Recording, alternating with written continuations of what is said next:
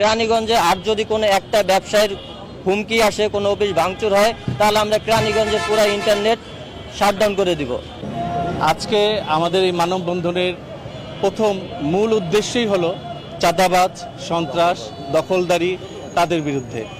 আপনারা ইতিমধ্যে জানেন, গত 5ই আগস্টে যখনই দেশের এই পরিস্থিতিতে, যখন আমরা আমাদের দেশ নিয়ে সংকটময় পরিস্থিতিতে, তখন আমরা আমাদের বিজনেস নিয়েও আমরা সংকটময় ছিলাম।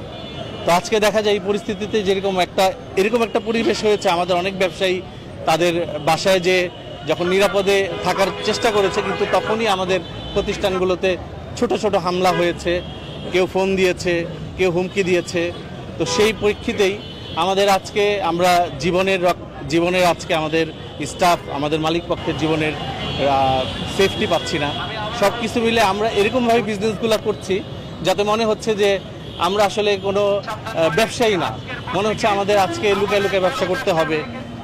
এই সব পরিস্থিতিতে আমাদের সব ব্যবসায়ী মিলে আমরা চিন্তা করলাম যে মানববন্ধন ছাড়া আমাদের কোনো আর গতি নেই, যেহেতু প্রশাসনের অবস্থা এখন ওরকম একটা ভালো না, ওরকমভাবে থানাগুলো তো চালু হয়নি। তো এই হলো আজকে আমাদের মানববন্ধন। চাঁদাবাজি যেমন না থাকে, আমরা ব্যবসায়ী যেমন সুন্দরভাবে ব্যবসা দিতে পারি, সবার সেবাটা আমরা যেমন সবার ঘরে ঘরে দিতে পারি। আমাদের স্টাফরা হুমকির মুখে, কেউ যেন হুমকি ধামকি, মালিক পক্ষ হুমকির মুখে যেমন হুমকি কেউ না পাই, আমরা সুন্দরভাবে ব্যবসা করে যেতে পাই, এটাই আমাদের কামনা। আসলে আপনারা সারা বাংলাদেশের অবস্থায় দেখছেন, কেরানীগঞ্জের থেকে ভিন্ন কিছু না, প্রত্যেকটা জায়গায় সহিংসতা হচ্ছে। আমরাও এই সহিংসতার শিকার। আসলে আমরা কাউকে উদ্দেশ্য করে বলতে চাই না, সন্ত্রাস, চাঁদাবাজ এরা কোনো দলের না, এদের একমাত্র পরিচয় সন্ত্রাস। আমাদের বিভিন্ন অফিসে হুমকি ধুমকি দিয়েছে এবং অনেক অফিস ভাঙচুর হয়েছে। এখন আমরা এমন অবস্থায় আছি যে দেখা গেছে আমরা আসলে, কারণ আমি কমপ্লেন করলে এটার বিরুদ্ধেও তারা যে আবার অ্যাকশন নেবে না তার কোনো গ্যারান্টি নেই।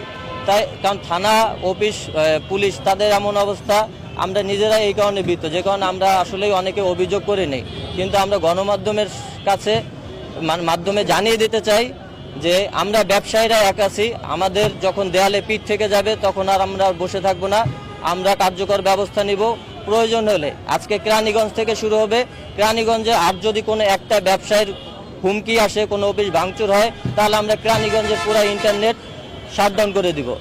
এরপরে যদি না হয়, আমরা এটা এখান থেকে শুরু, যে কেরানীগঞ্জ থেকে শুরু হলো, এমন আন্দোলন হয়তো এখনো অন্য অন্য থানা বা উপজেলায় শুরু হয় নাই, এটার সাথে সাথে সারা বাংলাদেশেই শুরু হবে। সবাই চুপ করে আছে, কেউ ভয়ে কিছু বলে না। আমরা কেরানীগঞ্জ প্রথমে মুখ খুলেছি এবং সব সময় খুলব। আমরা অন্যায়ের বিরুদ্ধে আছি, দুর্নীতি, সন্ত্রাসী, চাঁদাবাজ এদের রুখে দিতে আমরা সব ব্যবসায়ী একসাথে আছি। সবাই তাদের কালো হাত ভেঙে দেওয়ার জন্য প্রস্তুত।